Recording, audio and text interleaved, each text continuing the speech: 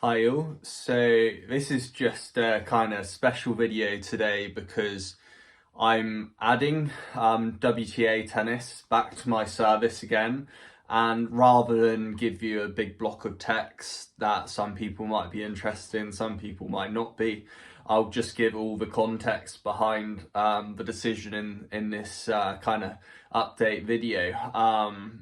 But yeah, I had been kind of thinking about it for the last month or so, and one thing that I've noticed is that I don't think it's as easy to balance odds ranges when just ATP. There's certain trends now in ATP where I would say the top 20 players are very solid as favourites. So you've got guys like Dimitrov, Hurkacz, Humbert, even Rude and De Minaur, players that I would be opposing as a favourite more last season. They've solidified their games, and at the very top you've got guys like Rublev, Alcaraz, Sinner, Djokovic, and it does just feel like there's now this solid foundation at the top of the market, the top 20 players, where they are getting into the deep stages of the tournaments most of the time. And it has been kind of notable, in my opinion, how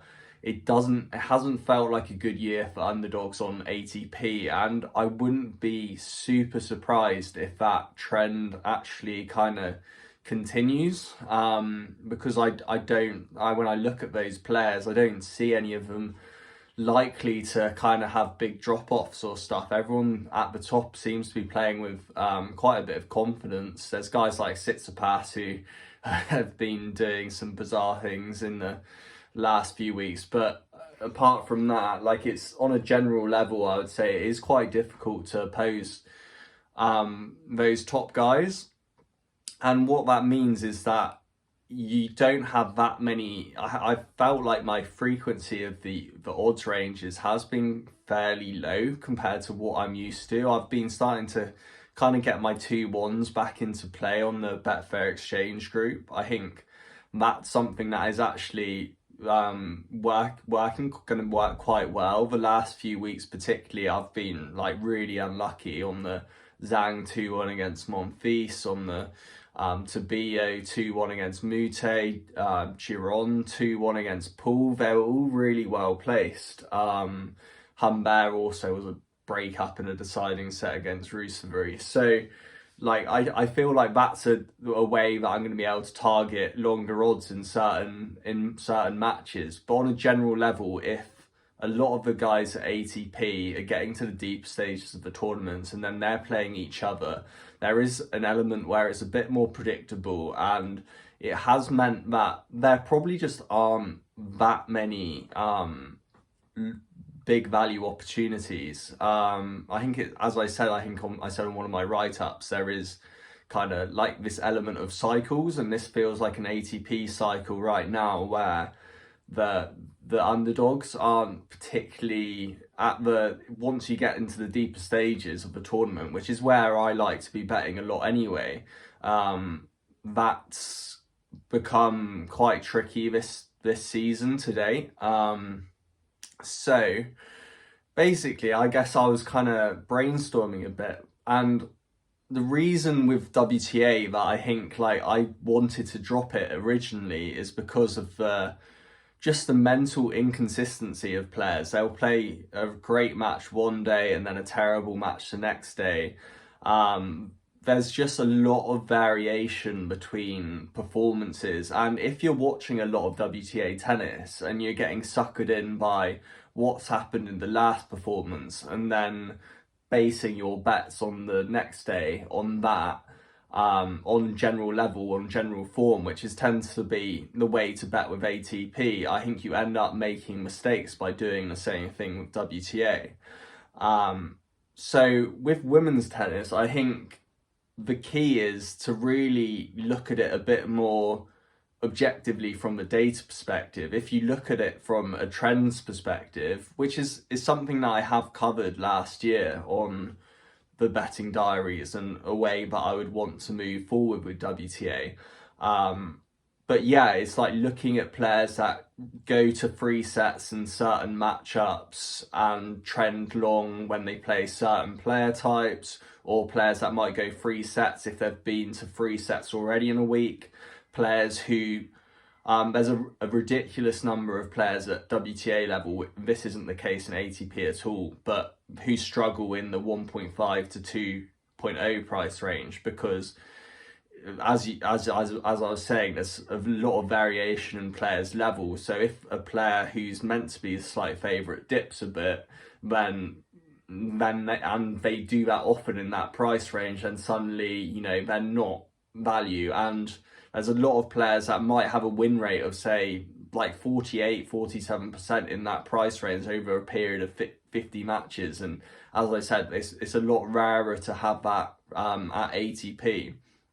So what I'm thinking is that I don't actually need to watch much tennis for WTA. I know the player types, I know like how they match up, I know what kind of courts they'll like, but I need to focus on the higher odds ideas basically. I need to account for the fact there is a higher random element in terms of you can't be as precise with your odds predictions, so you need to kind of go for bigger prices so you're getting more margin on your bets essentially.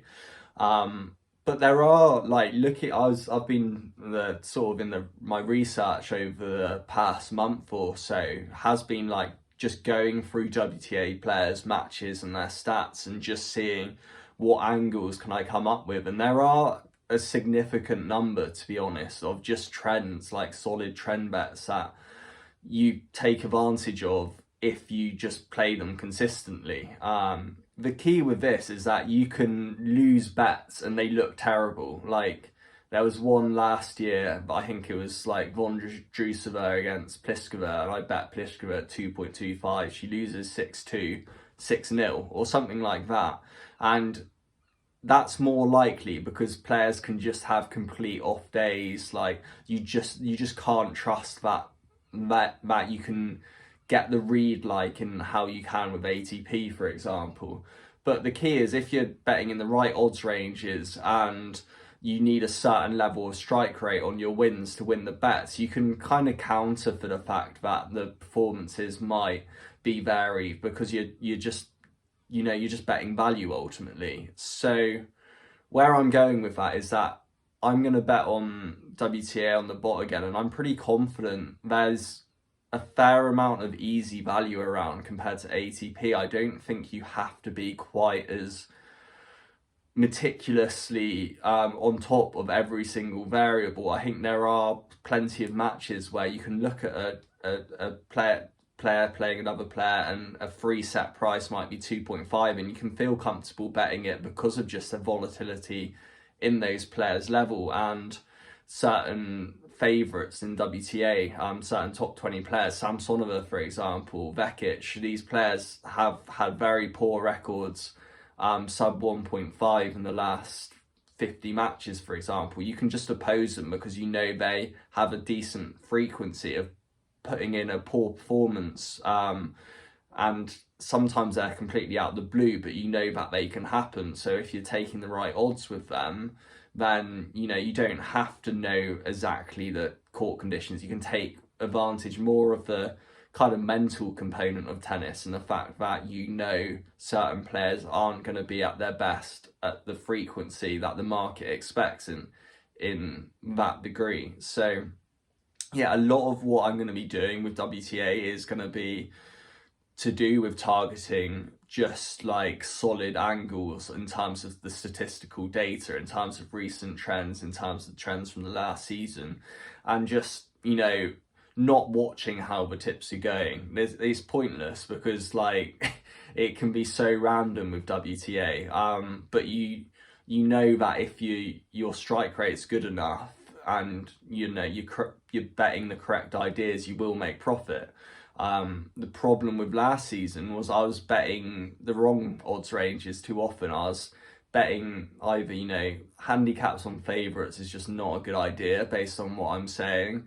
It's not a good idea to be betting even like any match winner price around 1.7 to 2.3 is like, you know, that's sort of not what I'm going to be looking at. What I'm going to be targeting is, you know, 3 sets angles on trend players, players like Potapova, Haddad-Meyer, Garcia, players that are like good as underdogs for 2-1. Like there are quite a few players like Siniakova, Schmiedlova in certain matches. And then there's certain favourites that aren't good as favourites and they might struggle a lot when they're sub 1.5, or like players like Samsonova, for example, often is really big value to oppose in certain conditions. So yeah, what I'm gonna do though with that is that I've got a data sheet of trends that I'm looking at, and then at the end of each month I'll update it, and I'm only going to look at those players, so it's not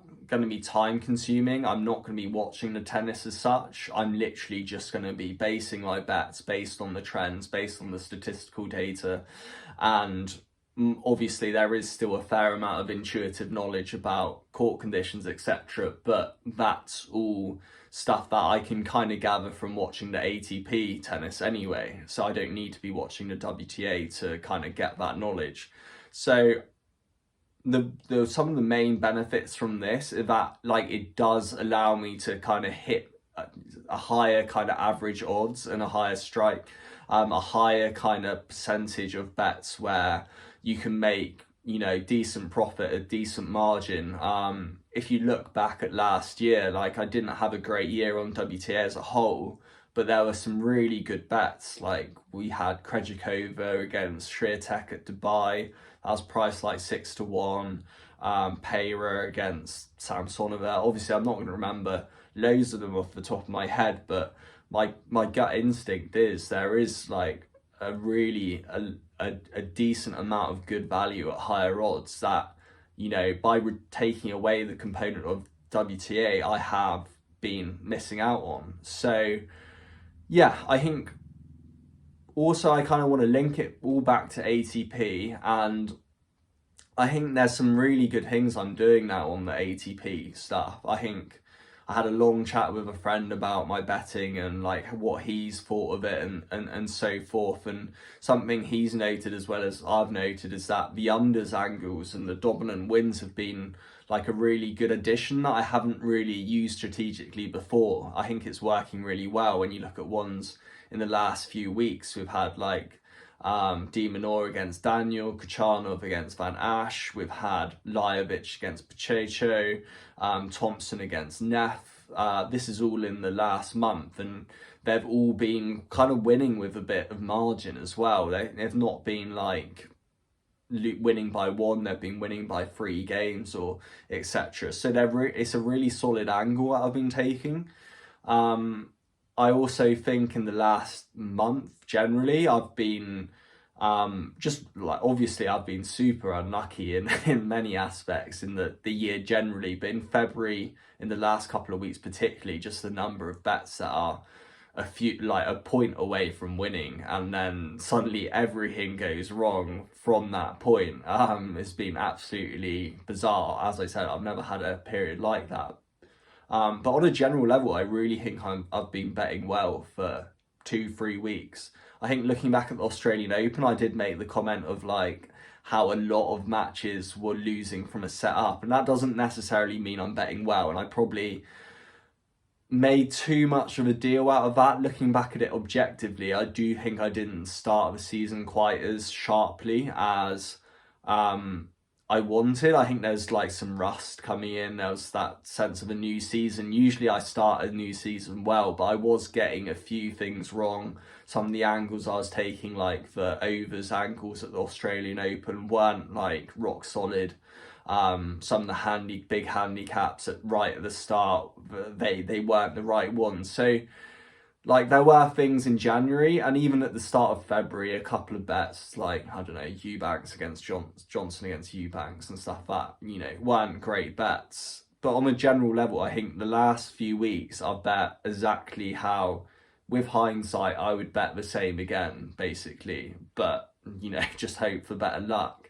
And if I continue on that path, I am really confident we're going to start you know, making good profits. And, you know, if at the end of the season it's not like that, then we can just write me off as completely delusional. But at this point, you know, like, I don't think I'm doing much wrong. Like, and I feel like I'm starting to find that balance that I need and adapting. So adding that extra element of WTA is just going to give me a bit more, I guess, a bit more flexibility and freedom on underdogs. And I don't, it's almost a little bit challenging sometimes how little opportunities there's been this year on betting underdogs at ATP. It's like you want those opportunities at the higher odds more often, because that's where, you know, that's where you can make really good profit and really good ROI. And as I said, the current trends in ATP is that the top 20 players all look really solid, so it's really hard to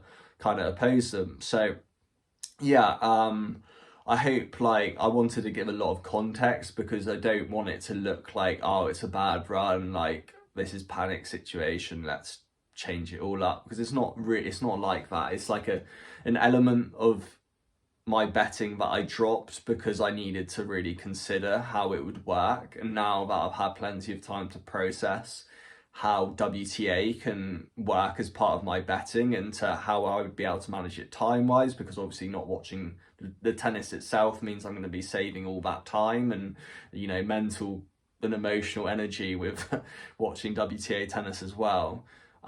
When you put it all together, I think it really makes sense, and I'm actually thinking it's a good time to reintroduce that component back into the game, because, you know, Indian Wells and Miami are both, like, you know, quite niche betting events that suit certain players and certain trends. And if I get it right this over the next few weeks, like, it really could turn around fast. So yeah, we'll see how it goes. But yeah, that is the update. WTA tennis back on the agenda, and yeah, it's gonna be a ride for sure. Cheers, guys.